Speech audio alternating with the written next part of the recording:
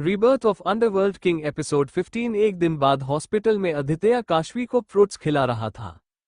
अब बस आदित्य जी, अब मैं और नहीं खाऊंगी। आदित्य ने कहा, तुम्हें फ्रूट्स तो खत्म करने ही होंगे। वो फिर से काशवी को खिलाने लगा और काशवी मन मार के धीरे धीरे खाने लगी। उसने ने कहा, आदित्य जी मुझे घर जाना है और मैं पहले से बेटर भी फील कर रही हूँ। मुझे अब यहाँ पर नहीं रहना है। प्लीज आप डॉक्टर से कहकर मुझे घर लेकर चलिए ना। आदित्य ने कहा, काशवी तुम्हें गोली लगी थी और तुम 2 दिन तक होश में नहीं थी। तुम्हारा अभी इतना मेजर ऑपरेशन हुआ है। मैं तुम्हारी सेहत के साथ कोई रिस्क नहीं ले सकता। तुम्हें यहीं पर रहना होगा जब तक डॉक्टर तुम्हें जाने को नहीं कहते हैं। काशवी ने कहा, आदित्य जी प्लीज ना, मुझे घर लेकर चलिए प्लीज। उसने इस बार रिक्वेस्ट करते हुए कहा और मासूम सा चेहरा बनाते हुए कहा। इस बार आदित्य भी उसकी मासूमियत को देखकर मना नहीं कर पाया। उसने कहा, ठीक है, मैं डॉक्टर से बात करता हूं। तभी वहां पर डॉक्टर आते हैं काशवी का चेकअप करने। डॉक्टर ने काशवी से पूछा, मिसेस सिंह अब आप कैसा फील कर रही है? काशवी ने कहा, डॉक्टर मैं पहले से बेटर फील कर रही हूं और मुझे घर जाना है, इसलिए प्लीज मुझे घर जाने दीजिए। डॉक्टर ने कहा, सॉरी मिसेस सिंह, लेकिन हम आपको जाने नहीं दे सकते, अभी आप रिकवर नहीं हुई है। उनकी बात सुनकर काशवी का मुंह उतर गया। आदित्य ने जब काशवी को ऐसे देखा तो उसने डॉक्टर से कहा, डॉक्टर आप फिक्र मत कीजिए, मैं काशवी का अच्छे से ध्यान रखूंगा और आप प्लीज जो भी फैसिलिटीज है मैं घर में प्रोवाइड करवा लूंगा और आप एक नर्स भी काशवी का ख्याल रखने के लिए भेज दीजिएगा। डॉक्टर ने उसकी बात सुनकर कहा, ठीक है मिस्टर सिंह, अगर आप सारी फैसिलिटी इस घर में प्रोवाइड करवा लेंगे तो हम इन्हें घर जाने की इजाजत दे सकते हैं, लेकिन घर में आपको इनका बहुत ज्यादा ख्याल रखना होगा। आदित्य ने कहा, बिल्कुल ठीक है, तो फिर आप इन्हें घर लेकर जा सकते हैं, मैं सारी फॉर्मेलिटी पूरी करवा देता हूँ। काशवी उनकी बात सुनकर खुश हो गई। डॉक्टर के जाने के बाद वो तुरंत आदित्य के गले से लग गई। उसने कहा, थैंक यू आदित्य जी। आदित्य ने उसकी पीठ पर हाथ रखते हुए कहा, एनीथिंग फॉर यू जान। काशवी उससे अलग होती है। आदित्य ने देखा कि घर जाने का नाम सुनते ही काशवी कितना खुश है। उसने कहा, अगर घर जाना है ना तो जल्दी जल्दी से इस सारे फ्रूट्स खत्म करो। आदित्य धीरे धीरे उसे फ्रूट्स खिला रहा था और काशवी ने भी बिना किसी जिद करे हुए उसने सारे फ्रूट्स खा लिए। थोड़ी देर बाद सारी फॉर्मेलिटी पूरी हो जाती है और काशवी को डिस्चार्ज कर दिया जाता है। आदित्य ने घर में इन्फॉर्म कर दिया था कि काशवी को वो घर ला रहा है, इसलिए पुष्पेंद्र जी ने सर्वन से कहकर काशवी का कमरा रेडी करवा दिया था और जितने भी इंस्ट्रूमेंट थे वो पहले से ही उसके कमरे में अरेंज करवा दिए थे। थोड़ी देर बाद काशवी और आदित्य घर पहुंचते हैं। काशवी इस वक्त व्हीलचेयर में थी और आदित्य उसको पकड़ कर ला रहा था। रॉकेट पुष्पेंद्र जी काशवी को देखकर बहुत खुश होते हैं। हालांकि रेहान को काशवी को देखकर उन दोनों की तरफ खुशी नहीं हुई, लेकिन अब वो पहले की तरह काशवी से चिढ़ता भी नहीं था। वो सब हॉल में ही होते हैं। जब आदित्य और काशवी आए तभी आदित्य को सीढ़ियों से नीचे आती आशी दिखी। आदित्य उसको अचानक से घर में देखकर हैरान रह गया था। जब वो नीचे आए तो आदित्य ने उससे पूछा, आशी तुम यहाँ पर? आशी ने कहा, भाई क्यों, मुझे देखकर आपको खुशी नहीं हो रही है? आदित्य ने कहा, कैसी बातें कर रही है, लेकिन कल ही तो तू गई थी ना और आज यहाँ पर। आशी ने कहा, मेरा मन था इसलिए मैं यहाँ रहने आ गई और काशवी का ख्याल रखने के लिए भी तो कोई चाहिए था। काशवी का ख्याल रखने के लिए हम सब है ना? आदित्य ने कहा। आशी ने कहा, क्या मतलब है भैया, मैं चली जाऊं? कैसी बातें कर रही है? मैंने सिर्फ इतना कहा है कि काशवी का ख्याल रखने के लिए हम सब हैं, तो तुझे उसकी फिक्र करने की जरूरत नहीं है। और अगर तू यहाँ पर रुकने आई है तो बिल्कुल रह सकती है, ये तेरा ही घर है और जैसे पहले तेरा इस घर में हक था वैसे अभी भी तेरा इस घर पर उतना ही हक है। तेरी शादी के बाद कुछ बदला नहीं है आशी। काशवी ने कहा, वैसे तुम आ गई हो तो अच्छी बात है और ये तो और भी अच्छी बात है कि अब तुम कुछ दिन हमारे साथ रहोगी। आशी ने उसकी तरफ देखकर मुस्कुराई। आदित्य ने कहा, चलो मैं तुम्हें तुम्हारे रूम में लेकर चलता हूँ। आदित्य आगे बढ़ा और उसे लिफ्ट से ऊपर ले गया। वहां पर पहले से ही एक नर्स मौजूद थी उसकी देखभाल करने के लिए।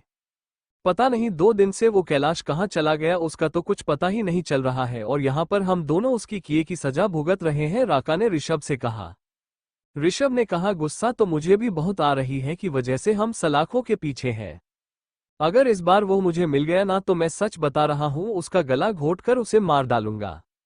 अरे इसकी तो फितरत में ही धोखा है, पहले उसने अपनी बेटी को धोखा दिया और अब हमें धोखा देकर पता नहीं कहाँ भाग गया।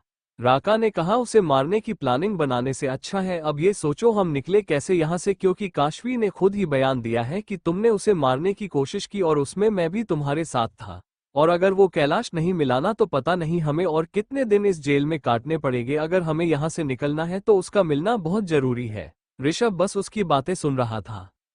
आदित्य इस वक्त सोफे पर बैठा होता है और अपना ऑफिस का काम कर रहा होता है और काशवी बेड पर बैठकर आराम कर रही होती है। अभी नज उस रूम में नहीं थी। काशवी आदित्य को देख रही थी जो बहुत देर से बैठकर अपने ऑफिस का काम कर रहा था। वो बीच बीच में काशवी से पूछता रहता कि उसे किसी चीज की जरूरत है या नहीं। काशवी देख सकती थी कि आदित्य अपना काम और उसको दोनों को संभाल रहा है। काम करने के बावजूद वो उसका पूरी तरीके से ध्यान रख रहा था। आदित्य को ध्यान आता है कि काशवी की मेडिसिन का टाइम हो गया है। उसने अपना काम करना छोड़ा और उठकर वो काशवी के पास गया। उसने साइड टेबल पर से मेडिसिन उठाई और पानी का एक गिलास और काशवी को देते हुए कहा, ये लोग तुम्हारी मेडिसिन का टाइम हो गया। काशवी ने उसके हाथ से मेडिसिन ली और खा लिया। आदित्य उठकर जाने लगता है लेकिन काशवी ने उसका हाथ पकड़ लिया। आदित्य पीछे मुड़कर देखता है, पूछता है क्या हुआ, कुछ चाहिए क्या? काशवी ने उसका हाथ हल्का सा अपनी तरफ किया जिससे आदित्य को समझ में आ गई कि काशवी उसे अपने पास बुला रही है। आदित्य जाकर उसके पास बैठ गया। काशवी ने उसका दाहिना गाल अपने सीधे हाथ से खींचते हुए कहा, आदित्य जी आप ना बहुत स्वीट हो और काका सही कहते हैं, आप बहुत जिम्मेदार भी हैं और अपनी फैमिली और अपना बिजनेस दोनों को एक साथ हैंडल कर लेते हैं। आदित्य उसकी की गई हरकत से थोड़ा हैरान था। वो अपने गाल पर हाथ रखकर कहता है, ये तुमने क्या किया? काशवी ने कहा, मैंने क्या किया? आदित्य ने कहा, तुमने मेरा गाल खींचा। तो क्या करूं, आप हो ही इतने स्वीट, अब मुझे आप पर प्यार आ ही जाता है। आदित्य ने कहा, देखो तुम इस वक्त बीमार हो इसलिए मैं तुम्हारे साथ कुछ कर नहीं रहा हूं, वरना फिर मैं तुम्हें बताता और अपना बदला भी लेता। काशवी ने कहा, क्या बताते आप भी ना। आदित्य जी बहुत रूड है, मैं यहाँ आपको प्यार कर रही हूँ और आप ही की मुझे ऐसे बात कर रहे हैं। अब तुमने शरारत की है तो सजा भी तुम्हें मिलेगी ही। आदित्य धीरे से काशवी की तरफ बढ़ा और उसे गले में किस करने लगा। अचानक से उसके किस करने से काशवी की सांसें बहुत तेज चल रही थी। काशवी ने कहा, आदित्य जी आप ये क्या कर रहे हैं? आदित्य ने कहा कि तुम्हारी पनिशमेंट मेरे गाल खींचने की। आदित्य जी प्लीज छोड़िए ना, कोई आ जाएगा और नस भी आने वाली होगी। लेकिन आदित्य ने उसे किस करना जारी रखा क्योंकि काशवी के बाएं कंधे की तरफ गोली लगी थी और उसका बायां हाथ पाउच से बंधा था, इसीलिए आदित्य उसे दाहिने तरफ ही किस कर रहा था और फिर धीरे धीरे उसकी ईयरलोब पर किस करने लगा। काशवी का राइट हैंड इस वक्त आदित्य की पीठ पर था और उसने अपनी उंगलियों की पकड़ आदित्य की पीठ पर मजबूत कर ली और वो कांपती आवाज में ही कह रही थी, आदित्य जी प्लीज छोड़ दीजिए। लेकिन जैसे आज आदित्य काशवी को छोड़ना ही नहीं चाहता था, वो फिर से उसके गले में किस करने लगा। उसने धीरे से काशवी का कुर्ता उसके कंधे से नीचे किया और उसके कंधे पर किस करने लगा। काशवी ने फिर से अपनी कांपती आवाज में कहा, आदित्य जी प्लीज। लेकिन काशवी कुछ कहती उसे पहले ही आदित्य अपने होंठ काशवी के होठों से जोड़ देता है और उससे बहुत डीप किस करने लगता है। काशवी के हाथ आदित्य की पीठ पर कभी ऊपर से नीचे तो कभी नीचे से ऊपर चल रहे थे। बहुत देर तक किस करने के बाद आदित्य उससे अलग हुआ। काशवी जो उसे से ही देख रही थी, आदित्य ने उसकी आंखों में देखकर कहा, बस आज के लिए इतना ही, बाकी की पनिशमेंट तुम्हें तुम्हारे ठीक होने के बाद मिलेगी। तो तैयार है ना अपनी पनिशमेंट के लिए? उसके ऐसा कहने से काशवी से तो कुछ कहते ही नहीं बना और उसे इस वक्त शर्म भी बहुत आ रही थी, इसीलिए उसने आदित्य के सीने से ही अपना सर लगा लिया और आदित्य ने उसे राइट साइड से पीठ पर हाथ रखा और उसे अपने सीने से ऐसे ही लगाए रखा। 2 दिन बीत गए थे। नज ने काशवी को स्पंज बाथ देकर उसे कपड़े पहनने में हेल्प की और फिर उसे मेडिसिन दिया। नज ने कहा, वैसे मैम एक बात माननी पड़ेगी, आपके हस्बैंड आपसे प्यार तो बहुत करते हैं। कुछ दिन पहले मैंने उनके बारे में बहुत अफवाहें सुनी थी और कहीं ना कहीं मैं शायद वो सारी बातें मानने भी लगी थी, लेकिन फिर मैंने इन कुछ दिनों में मिस्टर सिंह को देखा है और उन्हें जाना भी है और इतना तो मैं जानती हूँ कि वो अपनी फैमिली से बहुत प्यार करते हैं, आपसे बहुत प्यार करते हैं। जितने दिन आप हॉस्पिटल में एडमिट थी और आपको होश नहीं आया था ना, जब तक वो कितने बेचैन हैं, यहाँ तक कि वो शायद उन 2 दिनों में खुद को भी भूल गए थे और बस आपके होश में आने का इंतजार करते थे। हर 10 से 15 मिनट बाद वो यही पूछते थे कि आप कैसी हैं। उन 2 दिनों में ना ही उन्होंने खाना खाया था और ना ही वो सोए थे, बस आपके होश में आने का इंतजार करते थे। और जब आपको होश आया और मैंने उन्हें खबर दी तो उनकी खुशी का कोई ठिकाना ही नहीं था और घर में भी मैं देख रही हूँ कि वो आपका इतना ख्याल रख रहे हैं, सच में आप बहुत लकी हैं। काशवी ने उसकी बात सुनकर कहा।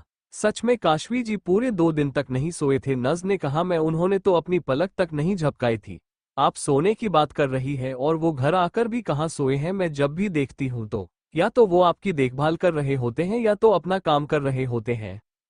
काशवी ने कहा, आदित्य जी ऐसे ही हैं, वो दुनिया के लिए चाहे जो हो लेकिन अपनी फैमिली के लिए और मेरे लिए भी अलग इंसान है। और सच में मैं बहुत लकी हूँ कि मुझे आदित्य जी जैसे हस्बैंड मिले और वो अपनों के लिए कुछ भी कर सकते हैं। उनकी यही बात तो मुझे सबसे अच्छी लगती है। नज़ भी उसकी बात सुनकर मुस्कुरा दी। शाम का वक्त काशवी अपने कमरे में बैठी होती है, तभी उसका फोन रिंग करता है। उसने फोन में देखा तो उसकी माँ का कॉल था। उसने फोन रिसीव किया। हेलो माँ, काशवी की माँ ने कहा, कैसी हो बेटा? मैं बिल्कुल अच्छी हूँ। मैं आप बताइए, मैंने तुझे ये बताने के लिए कॉल किया था कि दिया तेरे लिए परेशान हो रही थी। एक्चुअली उसको मैंने ही तेरी हालत के बारे में बताया तो वह तुझसे मिलना चाहती है। कासमी ने कहा, ठीक है मत उसको मेरे घर भेज दीजिए, मुझे भी उससे मिले बहुत दिन हो गए हैं। ठीक है बेटा, और अपना ख्याल रखना और आदित्य जी का भी। जी माँ, फिलहाल तो अभी वही मेरा ख्याल रख रहे हैं। इन दोनों ने कुछ देर और बातें की और उसके बाद उन्होंने फोन कट कर दिया। आदित्य इस वक्त अपनी कार ड्राइव कर रहा था, तभी उसके पास एक कॉल आती है। उसने फोन पर देखा तो डीसीपी नाम शो हो रहा था। उसने फोन रिसीव किया। रुद्र वाधवा ने उससे कुछ कहा तो आदित्य ने कहा, बौखलाने दो उन दोनों को और हाँ, काशवी के बाप का पता करने की कोशिश करो। अगर वो नहीं मिला ना तो हम गैंग के दूसरे और लोगों का पता नहीं कर पाएंगे।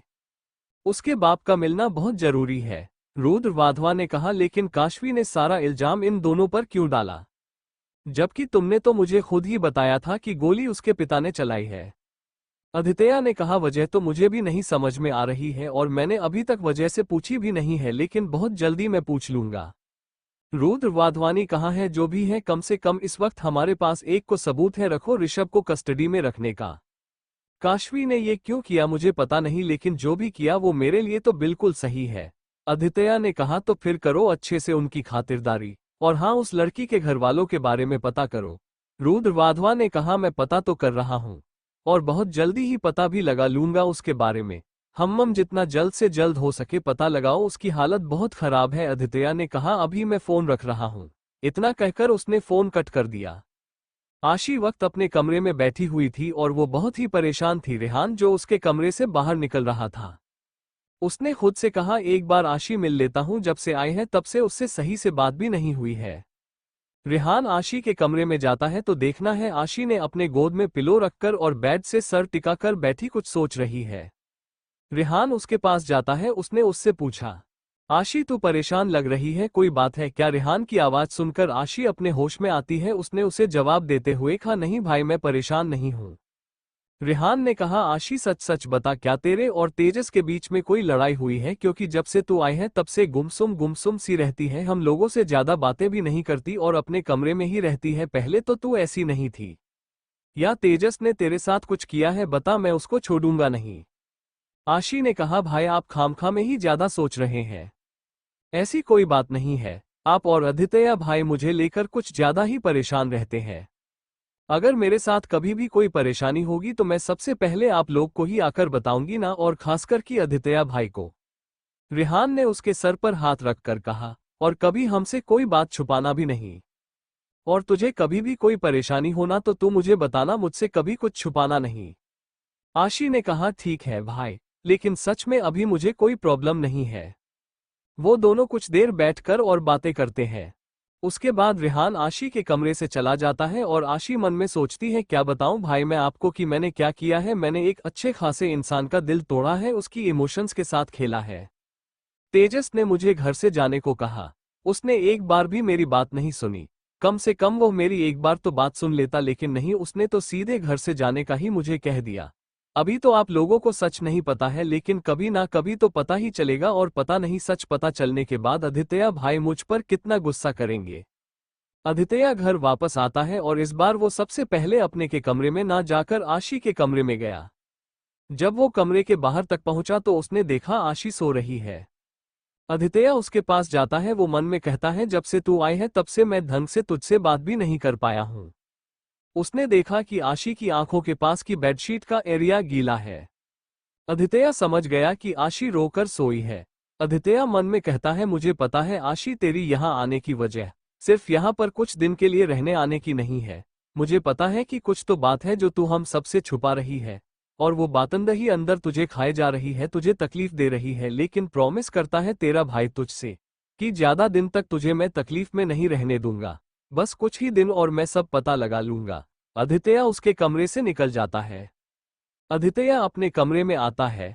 काशवी ने देखा कि आदित्य इस वक्त का बहुत थका हुआ है। काशवी को नस की बात याद आती है कि आदित्य हॉस्पिटल में भी नहीं सोया था और अभी भी और 2 दिन से नहीं सोया है। आदित्य अपने कपड़े लेकर वॉशरूम में जाता है और कुछ देर बाद वो फ्रेश होकर बाहर आता है। वो फिर से जाकर अपना लैपटॉप उठाता है और सोफे पर जाकर बैठ जाता है। काशवी ने कहा, इन्हें समझ में क्यों नहीं आता कि ये इंसान है, मशीन नहीं जो पूरे टाइम काम ही करते रहते हैं। काशवी उठकर आदित्य के पास जाती है। आदित्य ने जब उसे अपने पास देखा तो पूछा, तुम्हें कुछ चाहिए क्या? काशवी ने कहा, मुझे नहीं, लेकिन आपको जरूर चाहिए। ऐसा कहकर उसने लैपटॉप बंद किया। आदित्य ने कहा, काशवी ये तुम क्या कर रही हो? मैं काम कर रहा था। लेकिन काशवी ने उसको कोई जवाब नहीं दिया और आदित्य का हाथ पकड़ा और उसे खींचते हुए खड़ा किया। और वैसे ही हाथ पकड़कर आदित्य को बेड तक ले गई और उसे बेड पर बिठा दिया। बहुत हो गया आपका काम, अब आप आराम करेंगे। मुझे पता है 5 दिन से आप बिल्कुल भी अच्छे से सोए नहीं हैं, इस तरीके से तो आपकी तबीयत खराब हो जाएगी आदित्य जी। आदित्य ने कहा, मुझे आदत है काशवी, मुझे कुछ नहीं होगा, और वैसे भी मैं बेड पर नहीं सो सकता, अभी तुम्हारा हाथ ठीक नहीं हुआ है। काशवी ने कहा, बिल्कुल भी नहीं, अब आप सोफे पर नहीं सोएंगे और बेड पर ही सोएंगे। लेकिन आदित्य फिर भी बैठा रहा। काशवी जाकर बैठ के राइट साइड बैठ जाती है। काशवी ने अपना राइट हैंड आदित्य के चेहरे पर राइट साइड से ले जाते हुए लेफ्ट साइड पर हाथ ले जाकर उसके गालों पर रखा और उसे धीरे से अपनी तरफ खींचा। धीरे धीरे करके उसे अपनी गोद में लेटा लिया। Dot dot dot dot dot अब आप सो जाए। पूरे टाइम सबका ख्याल रखते रहते हैं, काम करते रहते हैं, और अभी तो मेरी वजह से आप और भी नहीं आराम कर पाए हैं। आपको सबका ख्याल है, बस खुद को छोड़कर, इसीलिए अब आप सो जाए और आराम कीजिए। आदित्य ने भी इस बार उसे कुछ नहीं कहा और वो उसके गोद में सर रखकर लेट गया। काशवी उसके बालों पर हाथ फेर रही थी। उसके ऐसा करने से आदित्य धीरे धीरे नींद के आगोश में चला गया और काशवी उसका सिर अपनी गोद में रखकर ऐसे ही बैठी रही और बस आदित्य को ही ध्यान से देख रही थी। 2 घंटे बाद जब आदित्य की नींद खुली तो उसने अपनी आंखें खुली तो उसके सामने काशवी का चेहरा था और उसका सर काशवी की गोद में था। वो उसकी गोद से उठा और उसके चेहरे की तरफ प्यार से देखते हुए कहा, खुद को गोली लगी है, लेकिन इसे फिक्र मेरी है। 2 घंटे से ऐसे ही बैठी हुई है। आदित्य ने धीरे से काशवी को बेड पर लिटाया। उसने कमरे की लाइट ऑफ की और खुद उसके बगल में आकर लेटकर उसे हग किया और सो गया। अगले दिन आदित्य अपने काम से निकल गया। काशवी ने रॉकेट को अपने रूम में सर्वन से कहकर बुलाया था। कुछ देर में रॉकेट आता है। रॉकेट ने कहा, मैम आपने बुलाया था? हाँ रॉकेट भैया, मुझे ना पुलिस स्टेशन जाना है जहां पर आकर ऋषभ को रखा गया है। रॉकेट ने कहा, नहीं मैम, मैं आपको लेकर नहीं जा सकता, अभी आप ठीक नहीं है और आपको जरूरत ही क्या है मां जाने की, भाई को पता चला तो बहुत गुस्सा करेंगे। काशवी ने कहा, हम उनसे छुप कर जाएंगे, हम उन्हें पता नहीं चलने देंगे। लेकिन मेरा अभी जाना बहुत जरूरी है, प्लीज मुझे लेकर चलिए ना, मैं किसी और से कह नहीं सकती मुझे ले जाने के लिए। नहीं मैम, आप नहीं जानती भाई कितना गुस्सा करेंगे और आप तो उनके गुस्से से वाकिफ है ना। मैं आपकी हेल्प के साथ कोई रिस्क नहीं ले सकता। काशवी ने कहा, भैया हम जल्दी आ जाएंगे और आदित्य जी के आने से पहले हम दोनों घर में आ जाएंगे, उन्हें कुछ भी पता नहीं चलेगा, और अगर आप मुझे लेकर नहीं चलेंगे तो मुझे मजबूरी में मुझे अकेले जाना पड़ेगा, फिर तो आदित्य जी आप पर और भी गुस्सा करेंगे। रॉकेट मन में सोचता है, अगर मैम अकेले चली गई और उन्हें कुछ हो गया तो क्या करूं, इन्हें लेकर गया तो भी मुसीबत, नहीं लेकर गया तो भी मुसीबत। Dot dot dot dot dot dot dot dot उसने कुछ देर बाद कहा, ठीक है मैम, मैं लेकर चलता हूं आपको।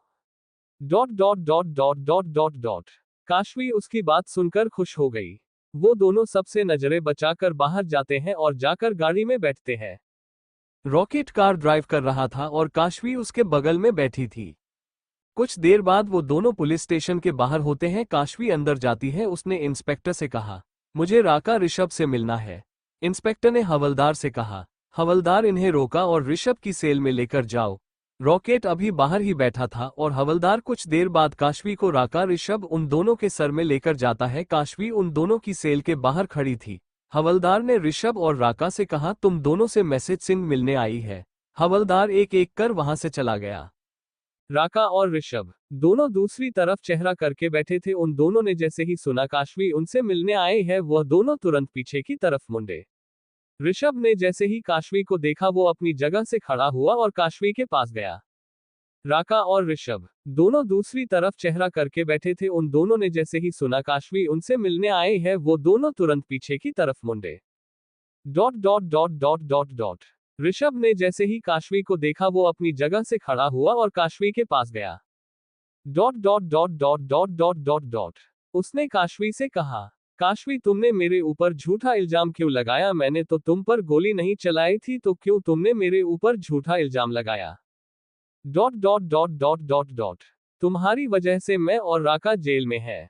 काशवी जो अभी तक उन दोनों की बातें सुन रही थी उसने कहा, तुम दोनों इसी जगह के लायक हो, और सिर्फ आप दोनों ही नहीं, यहां तक कि मेरे पापा भी।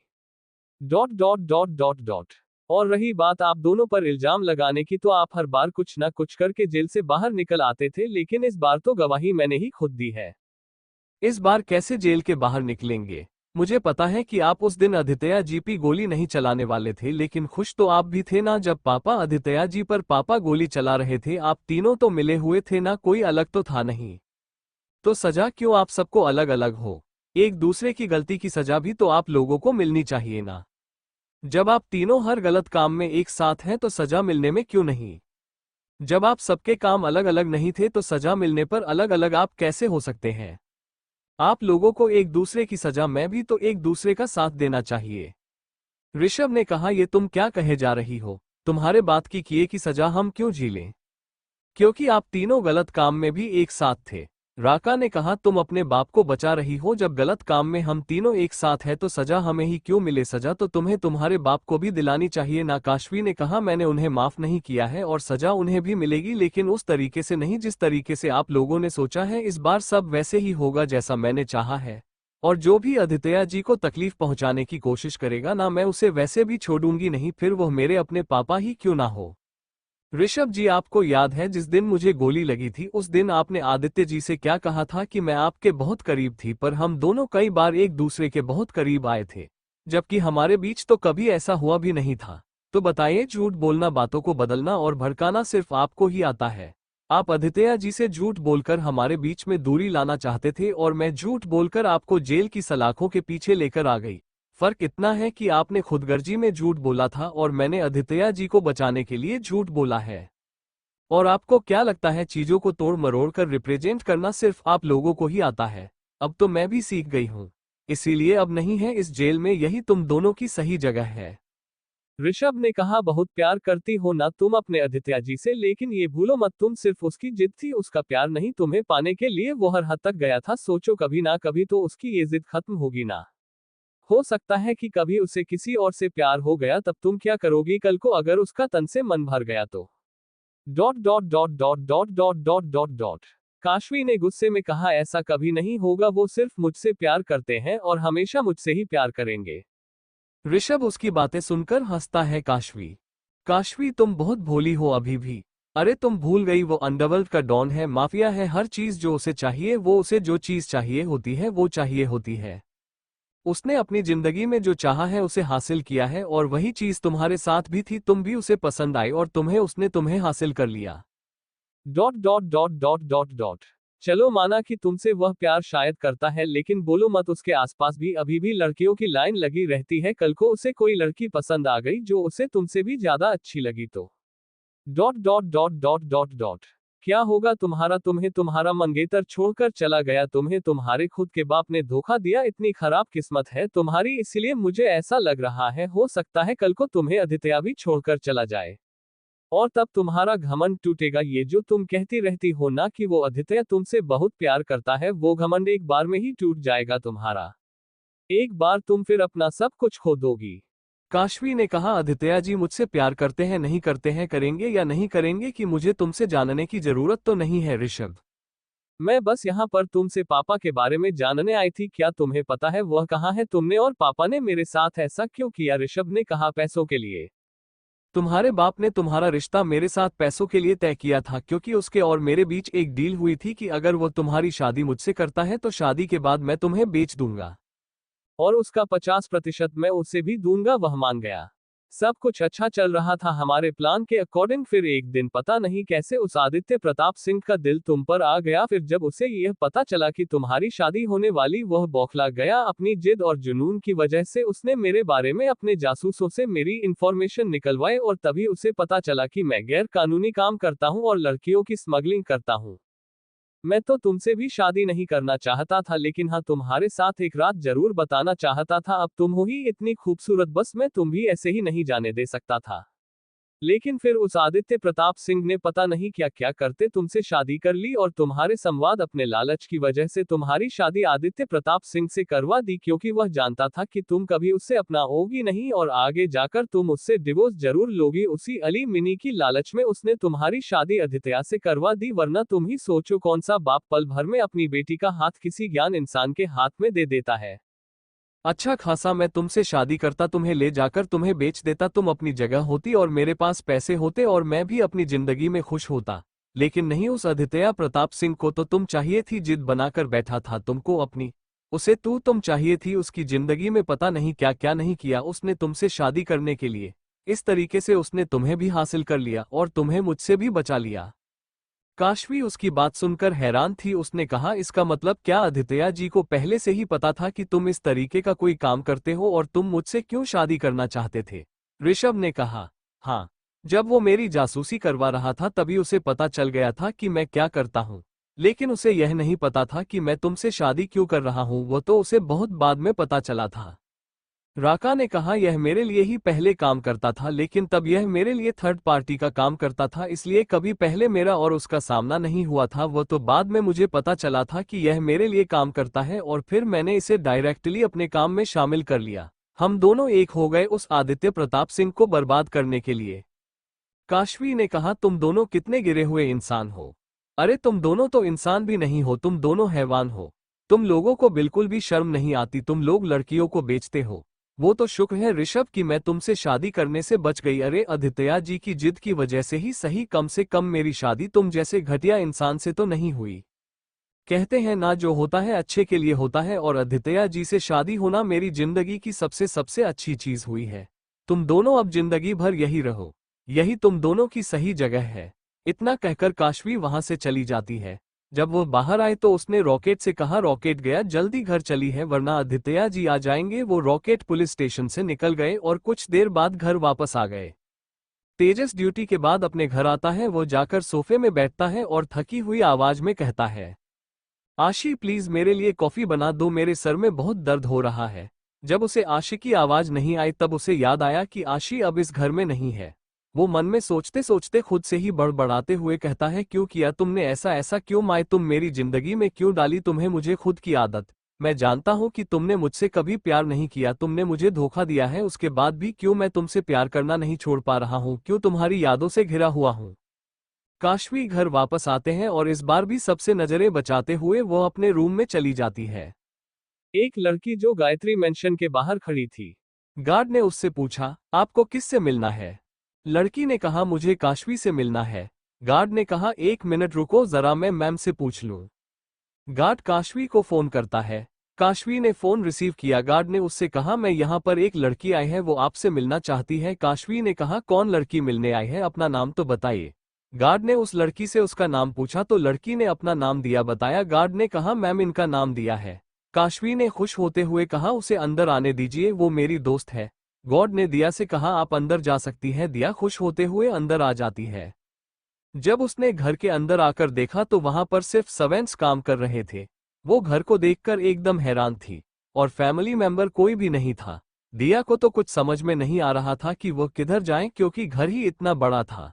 तभी एक सर मैंने उसे दरवाजे पर खड़ा देखा। वो सर्वेंट उसके पास जाता है। सर्वेंट ने पूछा, मैम आपको किससे मिलना है? उसने कहा, मुझे काशवी से मिलना है। उसका रूम कहाँ है? सर्वेंट ने कहा, आप मेरे साथ आइए।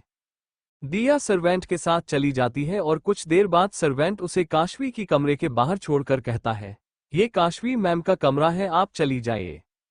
दिया ने काशवी के कमरे का दरवाजा लॉक किया। काशवी ने कहा, अंदर आ जाओ। दिया ने दरवाजा खोला। उसने जैसे ही काशवी को देखा वो बहुत खुश हो गई, क्योंकि वो बहुत दिन बाद काशवी को देख रही थी। काशवी ने भी खुश होते हुए कहा, दिया फाइनली हम इतने दिन बाद मिल रहे हैं। दिया जल्दी से उसके पास जाती है और उसके पास बैठकर कहती है, ये तूने अपनी क्या हालत बनाकर रखी है? ये सब क्या है? काशवी ने कहा, कुछ भी नहीं, अभी तुम सिर्फ अपनी बातें करो। मैं तुझे बता भी नहीं सकती, तुझे इतने दिन बाद देखकर मुझे कितनी खुशी हो रही है, मेरा कब से मन था तुझसे मिलने का। दिया ने कहा, यार तेरा घर तो कितना बड़ा है, मुझे दरवाजे से लेकर यहाँ तक आने में पूरे 5 मिनट लग गए। तू कैसे रह लेती है इस घर में? तेरा घर तो भूल भुलैया है। मुझे तो लगता है तू कभी कभी खुद ही इस घर में गुम हो जाती होंगी। काशवी ने हंसते हुए कहा, ऐसा पहले होता था, अब तो आदत पड़ गई है, वरना मैं जब पहली बार इस घर में आई थी ना तो मेरा भी तेरे जैसा ही हाल था। दिया ने कहा, लेकिन तुझे गोली कैसे लगी? तुझे पता, जब आंटी ने मुझे बताया कि तुझे गोली लगी है तुम्हें कितना घबरा गई थी। मेरा तो बहुत मन था कि मैं तुझसे मिलने आऊं, फिर मुझे बहुत अजीब लग रहा था क्योंकि मुझे याद है तेरी शादी बिना मर्जी के और जबरदस्ती हुई थी, इसलिए मुझे यहाँ पर आना कुछ सही नहीं लगा। काशवी ने कहा, मैं ठीक हूँ और जब भी तुम्हारा मन करे तुम यहाँ आ सकती हो। तुम्हें यहाँ कोई कुछ नहीं कहेगा, यहाँ पर सब बहुत अच्छे हैं। दिया ने कहा, लेकिन तुम्हारा वो पति, मैं मुझे याद है किसने कैसे अंकल आंटी से झूठ बोलकर तुझसे जबरदस्ती शादी की थी। पता नहीं तू कैसे रहती होगी उस इंसान के साथ। काशवी ने कहा, ऐसा नहीं है, वो सबसे अच्छे हैं, बहुत अच्छे, और अब तुम पुरानी बातें भूल जाओ। दिया ने कहा, तू इतनी अच्छी है ना कि तुझे सब अच्छे ही लगते हैं, तुझे किसी में बुराई नजर नहीं आती। काशवी ने कहा, छाया तो तभी नजर आएंगे ना जब सामने वाले में छाई होगी, मैं सच कह रही हूँ, वो बहुत अच्छे हैं, कुछ ऐसे दिखते ना, वह बिल्कुल भी वैसे नहीं है, देखना जब तुम हमसे मिलोगी ना खुद ही जान जाओगी। वो दोनों बातें कर रही थी तभी आशी काशवी के कमरे में आती है। वो दिया को देख रही थी। आशी ने कहा, तुम तो दिया हो ना, काशवी की फ्रेंड? दिया ने हाँ में अपना सर हिलाया। दिया ने हमें अपना सर हिलाया। तुम यहाँ पर ऐसे अचानक? दिया ने कहा कि मैं काशवी को देखने आई थी। आशी ने कहा, अच्छा किया, वैसे भी काशवी बहुत दिन से बोर हो रही थी, वो हमेशा ही सबको याद करती थी। फिर वो तीनों बैठकर बातें करने लगती है। आदित्य इस वक्त अपने ऑफिस में होता है, वो अपना काम कर रहा था। तभी उसके फोन पर किसी की कॉल आती है। उसने कॉल रिसीव की। क्या तुम लोगों से एक लड़की नहीं संभल रही है? मैं भी आ रहा हूं, लेकिन मेरे आने तक उसे कुछ होना नहीं चाहिए। इतना कहने के बाद आदित्य वहां से निकल जाता है। कुछ देर बाद वो एक जगह के बाहर आकर रुकता है। वो एक बिल्डिंग थी, वहां पर एक बोर्ड लगा हुआ था जिस पर शांति मेंटल एसाइलम लिखा हुआ था। वो अंदर जाता है, शोरूम में गया तो वहां पर 2 वार्ड बॉय और 2 नर्स ने एक लड़की को पकड़ा हुआ था और वो लड़की उनसे छोटे की कोशिश कर रही थी और बहुत जोर जोर से चिल्ला रही थी, छोड़ो मुझे, जाने दो, छोड़ो, देखो मेरे पास मत आओ। वो लड़की है, सब अपने आप में ही बड़बड़ाए जा रहे थे। आदित्य उस लड़की के पास जाता है और उससे कहता है, शांत हो जाओ, देखो चिल्लाओ नहीं। वो लड़की आदित्य को देखकर शांत हो जाती है। नर्स ने कहा, सर ये लड़की खाना नहीं खा रही है कल रात से और आज सुबह से ही इसे पैनिक अटैक्स आ रहे हैं। आदित्य ने उससे पूछा, तुम खाना क्यों नहीं खा रही हो? लड़की ने कहा, मुझे खाना नहीं खाना है, मुझे यहाँ से जाना है, मुझे यहाँ पर अच्छा नहीं लग रहा है। ये बात उसने थोड़ी सी डरी और सहमी सी आवाज में कहा, ये लोग मुझे यही कमरे में रखते हैं, मुझे बाहर जाना है, मुझे बिल्कुल अच्छा नहीं लग रहा है। मैं कब से बाहर नहीं गई हूँ, मुझे अभी यहाँ पर नहीं रहना है, मुझे मेरे घर जाना है। इन लोगों से कहिए ना कि मुझे जाने दे। आदित्य ने कहा, ठीक है, तुम्हें यहाँ पर नहीं रहना, कोई बात नहीं, तुम यहाँ पर नहीं रहोगी, लेकिन अभी खाना खा लो। आदित्य नहीं बातों से बहुत ही आदमी था से समझाते हुए कहा। लड़की उसकी बात सुनकर कहती है, मैं खाना खा लूंगी, तो क्या आप मुझे यहाँ लेकर चलेंगे? आदित्य ने कहा, बिल्कुल। लड़की ने उसकी बात सुनकर खुश हो जाती है। जितने भी लोगों ने उसको पकड़ा हुआ था उसने उसे छोड़ दिया क्योंकि वह शांत हो चुकी थी। उसने जल्दी जल्दी अपना खाना खाया, फिर उसने कहा, देखो आपने जैसा मुझसे कहा था मैंने किया, अब आप अपना वादा पूरा कीजिए और मुझे यहाँ से लेकर चलिए। दिया, काशवी और आशी बहुत देर से बातें करनी थी, तभी दिया ने कहा, अच्छा मैं चलती हूँ, मुझे बहुत लेट हो रही है। काशवी ने कहा, ठीक है जाओ, लेकिन प्लीज दोबारा जरूर आना। आशी ने कहा, तुमसे दोबारा मिलकर बहुत अच्छा लगा दिया, आती रहा करो। दिया ने कहा, टाइम मिलेगा तो मैं जरूर दोबारा आऊंगी। आशी और काशवी दिया को नीचे तक छोड़ने आते हैं। पुष्पेंद्र जी और रेहान दोनों ही इस वक्त नीचे हॉल में बैठे होते हैं। पुष्पेंद्र जी रॉकेट से कुछ बात कर रहे थे, वो उसे कुछ समझा रहे थे अपने आने वाले प्रोजेक्ट से रिलेटेड। दिया, काशवी, आशी नीचे हॉल में आते हैं। वो तीनों जैसे ही नीचे आते हैं पुष्पेंद्र जी ने काशवी से पूछा, काशवी ये लड़की कौन है? काशवी ने कहा, कहीं मेरी दोस्त है। दिया, जब इसे पता चला कि मुझे गोली लगी है तो ये मुझसे मिलने आ गई। रेहान ने पुष्पेंद्र जी से कहा, काका मुझे कुछ काम है, मैं चलता हूँ। पुष्पेंद्र जी ने कहा, ठीक है बेटा जाओ। रेहान घर से बाहर चला जाता है। दिया ने कहा, मैं चलती हूँ, नमस्ते अंकल। उसने पुष्पेंद्र जी की ओर देखकर कहा। पुष्पेंद्र जी ने भी हल्के से अपना सर हिलाया। दिया एक बार काशवी के गले लगती है। उसने आशी को बाय कहा और बाहर की ओर निकल गई। जब वो बाहर जा रही थी तो रेहान उस वक्त अपनी गाड़ी ठीक कर रहा था। वो गाड़ी के टायर को फिक्स कर रहा था, तभी अचानक से उसके हाथ से पाना फिसल जाता है और वो पीछे की ओर जाकर गिरता है, जिसकी वजह से वो बाहर आती दिया के सर पर लग जाता है। पाना दिया की सर में जैसे ही लगा उसके मुंह से चीख निकली। आहा! रेहान ने जब पीछे मुड़कर देखा तो दिया अपना सर पकड़ के खड़ी थी और उसके पैरों के पास पाना गिर गया था। रेहान अपनी जगह से खड़ा होता है और वो दिया के पास आता है। दिया उसको ही देख रही थी। रेहान ने उसके पैरों के पास पड़ा पाना उठाया और वो वापस से गाड़ी के पास चला गया। ये देखकर दिया हैरान रह गई। उसने जाते हुए रेहान से कहा, तुम में जरा सी भी तमीज नहीं है क्या? एक तो तुम अंधों की तरह काम करते हो, आगे पीछे देखते नहीं हो। तुम्हारी वजह से मेरे सर में इतनी कसकर लग गई। तुम्हें मुझसे ये पूछना चाहिए कि मुझे लगी तो नहीं। उसके बजाय तुम अपना पाना लेकर चले गए। उसकी बात सुनकर रेहान उसकी तरफ मुड़ता है। उसने दिया को देखकर कहा, तुम अभी भी अपना सर पकड़कर खड़ी हुई हो, इसका मतलब कि तुम्हें लगी है। तो मैं तुमसे ही क्यों पूछो कि तुम्हें लगी है या नहीं? दिमाग है मेरे पास, तभी मैंने तुमसे नहीं पूछा। दिया ने चिढ़ते हुए कहा, दिमाग ही है बस तुम्हारे पास, मैनर्स नाम की तो चीज है नहीं कि अगर तुम्हारी वजह से किसी को चोट लगी है तो तुम उसे सॉरी बोल दो।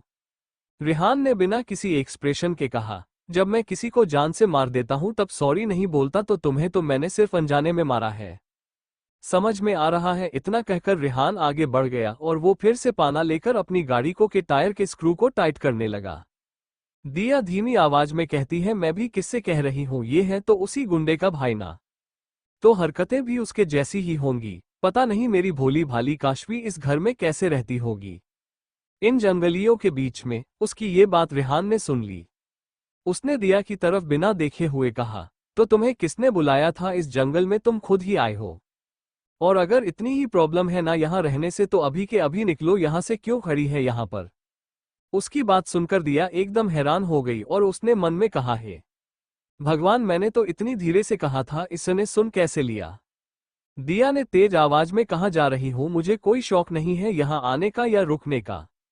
मैं बस यहाँ पर काशवी को देखने आई थी, उसे देख लिया है, मैं जा रही हूँ। रेहान ने कहा, तो आइंदा से मत आना, क्योंकि इस बार तो तुम जिंदा जा रही हो। अगली बार मेरे घर वालों के बारे में तुमने कुछ भी उल्टा सीधा कहा ना तो सच कह रहा हूँ, जिस तरीके से मेरे पाने की पकड़ इस टायर के स्क्रू में है ना, उसी तरीके से मेरे हाथों की पकड़ तुम्हारे गले पर होगी। दिया उसकी बात सुनकर थोड़ा घबरा जाती है और जल्दी से दौड़ते हुए वहां से निकल जाती है और रेहान तिरछी नजरों से उसे जाते हुए देख रहा था। पुष्पेंद्र ने काशवी से पूछा, बेटा बहुत देर से आदित्य घर पर नहीं है, तुम्हें पता कर गया है क्या कि वो कहाँ जा रहा है? काशवी ने कहा, नहीं काका, उन्होंने तो नहीं बताया, मैं भी कब से उनका ही इंतजार कर रही हूँ। पुष्पेंद्र ने कहा, ये लड़का भी ना कभी कभी बहुत लापरवाही वाले काम करता है, काम में इतना बिजी हो जाता है कि ना फोन करता है ना फोन रिसीव करता है। पुष्पेंद्र जी ने रॉकेट से कहा, रॉकेट तुम्हें पता है? रॉकेट ने कहा, नहीं सर, मुझे भी नहीं पता। मैं सुबह भाई के साथ जा रहा था, लेकिन भाई ने मुझे यहीं पर रुकने को बोला, इसीलिए मैं उनके साथ नहीं गया। वो सब बातें कर रहे थे, तभी आशी की नज़र दरवाजे पर खड़े आदित्य पर गई। उसने कहा, लो भैया भी आ गए। उसके कहते ही काशवी दरवाजे की तरफ देखती है। उसने देखा आदित्य के पीछे एक लड़की धीरे धीरे कदम लेते हुए आदित्य के पीछे खड़ी हो जाती है, जिसमें ढीला सा कुर्ता और उसके साथ ढीली सलवार पहना होता है। सब उस लड़की को आदित्य के साथ देखकर हैरान से वो आदित्य के पीछे छुप कर खड़ी हुई थी। काशवी भी उस लड़की को बहुत ध्यान से देख रही थी। पुष्पेंद्र जी अपनी जगह से खड़े होते हैं। वो आदित्य के पास जाकर पूछते हैं, आदित्य ये लड़की कौन है? काशवी दरवाजे के पास जाती है और वो लड़की को ऊपर से नीचे तक देखती है तो लड़की इतने सारे लोगों को देखकर बहुत ज्यादा घबरा गई थी और वो आदित्य के पीछे डर की वजह से छुप रही थी। काशवी ने कहा, हाँ आदित्य जी बताइए ना कि कौन है? रॉकेट ने कहा, भाई आप इसे यहाँ पर क्यों लेकर आए हैं? रॉकेट के तरीके की बात सुनकर पुष्पेंद्र जी ने रॉकेट से कहा, रॉकेट तुम जानते हो इस लड़की को? तो रॉकेट ने अपना सर नीचे करके हाँ में हिलाया। पुष्पेंद्र जी ने आदित्य की तरफ देखकर कहा, ये सब चल क्या रहा है? आदित्य अब तुम बताओगे भी कि ये लड़की है कौन? आदित्य ने कहा, काका ये लड़की कौन है मैं नहीं जानता। उसकी इस तरीके की बात सुनकर सब एक बार फिर हैरान हो गए। काशवी ने कहा, अगर आप इसे नहीं जानते अदित्या जी तो ये आपके साथ क्या कर रही है, फिर आप इसे यहाँ पर क्यों लाए हैं? वो लड़की सबकी आवाज सुनकर डर रही थी। उसने धीरे से अदित्या की कान के पास कहा, मुझे बहुत डर लग रहा है। ये लोग मुझे देखकर इतना गुस्सा क्यों कर रहे हैं? क्या ये लोग मुझे मारेंगे? अदित्या ने कहा, नहीं नहीं, इनमें से तुम्हें कोई कुछ नहीं करेगा। वो लड़की काशवी को देखती है। काशवी जो लड़की को ही देख रही थी। लड़की ने धीरे से अपनी उंगली काशवी की तरफ करके पूछा। अदित्या से पूछा, ये जो लड़की खड़ी है ये कौन है? अदित्या ने जवाब दिया, ये मेरी वाइफ है। लड़की ने कहा, वो तुम्हारी वाइफ है? वो लड़की धीरे धीरे काशवी के पास आती है और वो ऊपर से लेकर नीचे तक काशवी को देखती है। वो उसके मांग के सिंदूर मंगलसूत्र को देखती है। उसने काशवी का हाथ पकड़कर उसके दोनों हाथ एक दूसरे से मिलाते हुए चूड़ियां खनकाने लगती है। चूड़ियां जितनी खनक रही थी वो लड़की और जोर से काशवी के हाथ को एक दूसरे से टकराती। काशवी के मुंह से आह निकली, क्योंकि उसके एक हाथ में अभी भी पाउच बंधा हुआ था और अचानक से हाथ में झटका पड़ने की वजह से उसके हाथ में दर्द होना शुरू हो गया था। अदित्य दौड़कर काशवी के पास आता है। उसने उस लड़की का हाथ काशवी के हाथ से छुड़ाते हुए काशवी से पूछा, बहुत ज्यादा दर्द हो रहा है क्या? अदित्य ने उस लड़की की तरफ देखकर कहा, देखो इसके हाथ में चोट लगी है। लड़की ने मासूम सा चेहरा बनाकर कहा, सॉरी। अदित्य ने काशवी से घबराते हुए कहा, काशवी बहुत दर्द हो रहा है, डॉक्टर के पास चले। काशवी ने कहा, नहीं अदित्य जी मैं ठीक हूं, घबराने की जरूरत नहीं है। शोना, काशवी ने कहा। जी। लड़की ने कहा, मुझे भी चूड़ियां पहननी है। तुमको पता है जो तुमने अपने सर पर ये जो कलर लगाया है ना, जब मेरी शादी हुई थी ना तो मैंने भी ऐसे ही कलर लगाया था। काशवी हैरानी से एक बार उस लड़की को देखती है और अगले ही पल अदित्य को। फिर वो सबको एक एक करके देखती है। अरे तुम यहाँ पर क्या कर रहे हो? वो लड़की रॉकेट के पास जाती है और उससे पूछती है। वो रॉकेट के पास से फिर दौड़कर अदित्य के पास आती है और कहती है, सुपरमैन ये ब्लैक कमांडो यहाँ पर क्या कर रहा है? अदित्य ने कहा, ये यहीं पर रहता है। वो लड़की फिर से रॉकेट के पास जाती है और कहती है, तुम यहीं पर रहते हो, फिर तो मजा आएगी। तुम्हें पता है मैं तुमको और सुपरमैन को कितना मिस कर रही थी, तभी तो मैं तुम्हें यहाँ पर लेकर आया हूँ। अब तुम किसी को मिस नहीं करोगी और तुम यहाँ पर जैसे रहना चाहती हो वैसे रह सकती हो। अदित्य ने उस लड़की से कहा। उस लड़की ने कहा, सच में अब मैं यहीं पर रहूंगी? हाँ यहीं पर रहोगी। वो लड़की अदित्य की बात सुनकर बहुत खुश हो जाती है। आशी ने कहा, रॉकेट भैया ये आपको ब्लैक कमांडो क्यों बुला रही है और आप इस लड़की को कैसे जानते हैं? रॉकेट ने कहा, बात बहुत लंबी है, मैं बाद में बताऊंगा। और ये लड़की मुझे ब्लैक कमांडो इसलिए बुलाती है क्योंकि ये हमेशा मुझे ब्लैक कपड़ों में ही देखती है। आशी ने कहा, ओह है।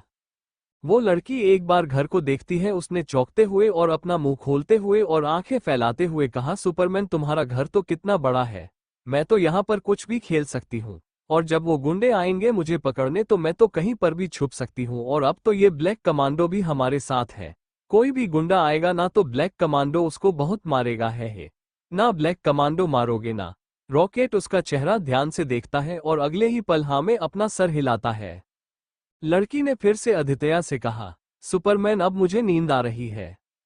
अदित्य ने आशी से कहा, आशी इस लड़की को तुम अपने कमरे में लेकर जाओ, अब से तुम्हारे साथ ही रहेगी।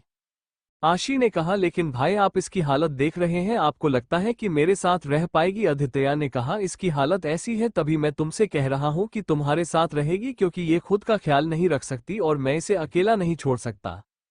आशी ने कहा, ठीक है भाई आप कह रहे हैं तो मैं इसे अपने साथ ही रखूंगी। आशी लड़की के पास जाती है और उसे प्यार से कहती है, तुम मेरे साथ रहोगी मेरे कमरे में। वो लड़की जल्दी जल्दी से अपना अपना सर ऊपर नीचे करती है।